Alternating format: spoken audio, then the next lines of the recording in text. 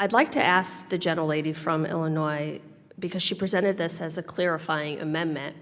My question is, what do you propose we do with these students?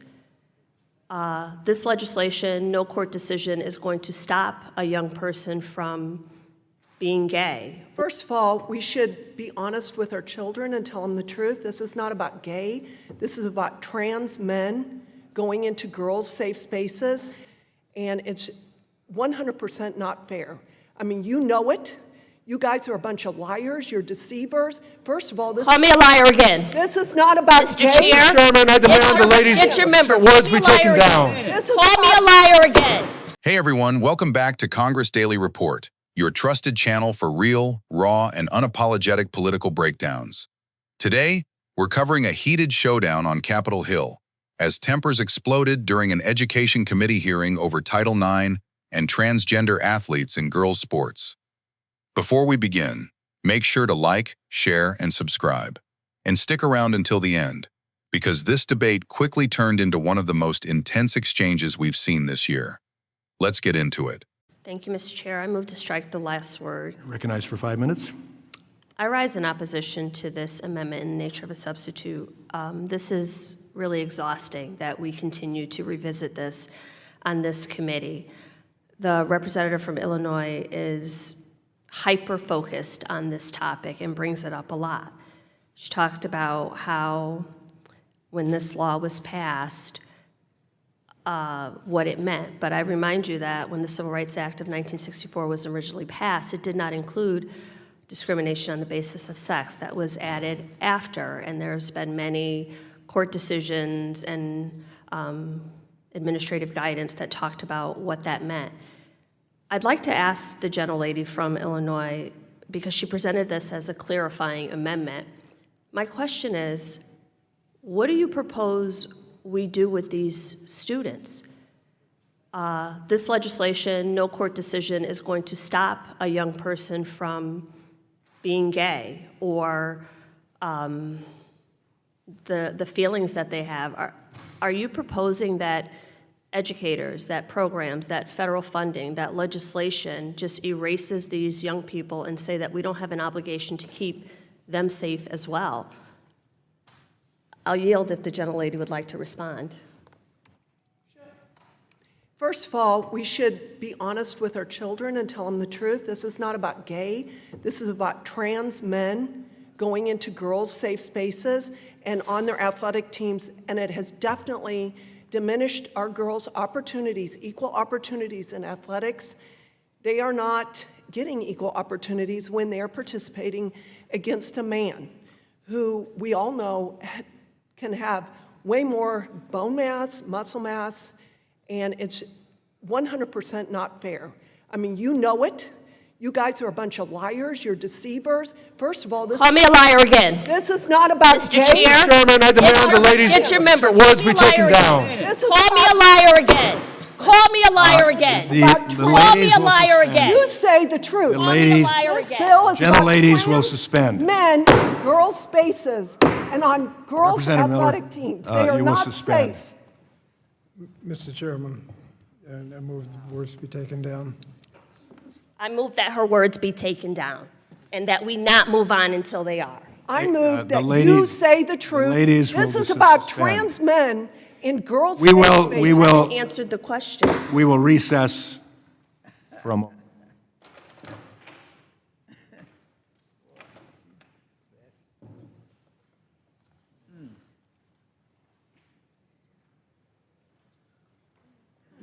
Well, folks, if you thought Congress had become predictable, think again. What started as a discussion about a Title IX amendment quickly turned into complete chaos. Voices were raised, accusations were made, and eventually, the committee had no choice but to recess the hearing altogether. At the center of the debate were two competing visions of America. One side argued that schools and federal programs have an obligation to protect and include transgender students. The other argued that Title IX was created to protect women and girls, and that allowing biological males to compete in female sports undermines the very purpose of the law. And that's where things got heated. The exchange began when a committee member opposed the amendment, and expressed frustration that the issue keeps coming up. She argued that the Civil Rights Act has evolved over time and that courts have repeatedly expanded protections in ways Congress may not have originally envisioned. She then posed what she believed was the central question: what do we do with these students? Her argument was straightforward. She said legislation isn't going to change how young people feel about themselves, and she questioned whether lawmakers were effectively telling schools they no longer have an obligation to protect transgender students. Now, regardless of where you stand politically, that's a serious question. Every student deserves to be treated with dignity and protected from bullying or violence. But that wasn't really the issue being debated in this hearing. And that's exactly what the representative from Illinois pointed out. She responded by saying, this debate isn't about sexual orientation. It isn't about whether someone is gay. It's about whether biological males should be allowed in female locker rooms, female spaces, and female athletics. And from that moment on, the temperature in the room changed. She argued that girls are losing scholarships, opportunities, and championships because they are competing against athletes who, in many cases, possess biological advantages in strength, bone density, and muscle mass. That's a position shared by millions of Americans. In fact, polls over the last several years have consistently shown significant public concern about biological males competing in women's sports. For many conservatives, this isn't viewed as a culture war issue. It's viewed as an issue of fairness. And that's an important distinction. Then came the moment that sent the hearing completely off the rails. The Illinois representative accused members on the other side of being liars and deceivers. Immediately, members erupted. Call me a liar again. I demand her words be taken down. The ladies will suspend. Within seconds, the committee room descended into shouting.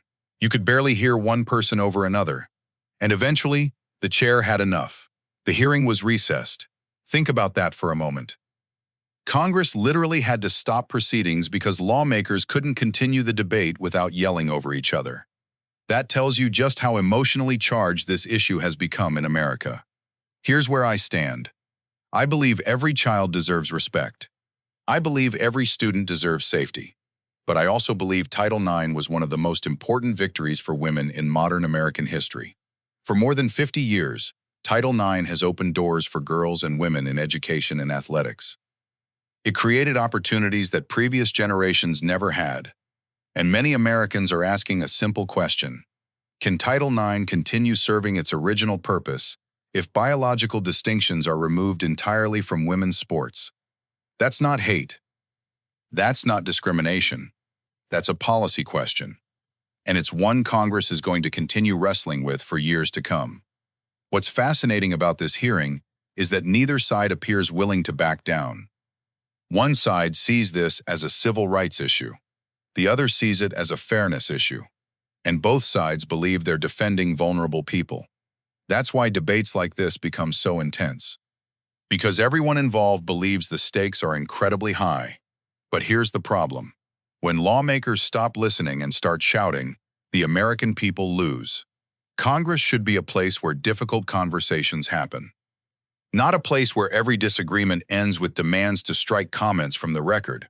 Another thing this hearing revealed is just how divided the country remains. Ask 10 Americans about Title IX and transgender athletes, and you'll probably get 10 different answers. But regardless of political affiliation, I think most people would agree on two things.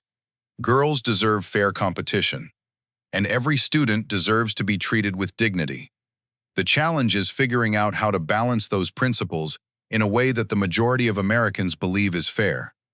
And that is much easier said than done. At the end of the day, this wasn't just another committee hearing.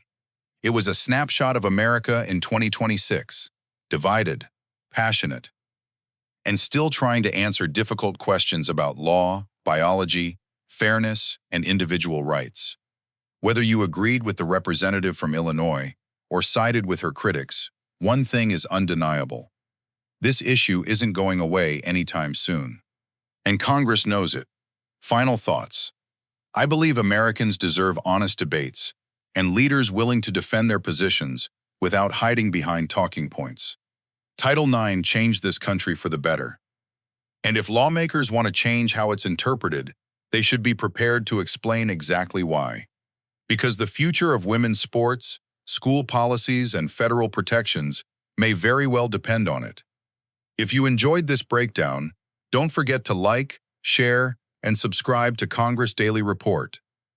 And let me know in the comments, should Title IX remain focused on biological sex, or should it be expanded to include gender identity? Thanks for watching, and I'll see you in the next report.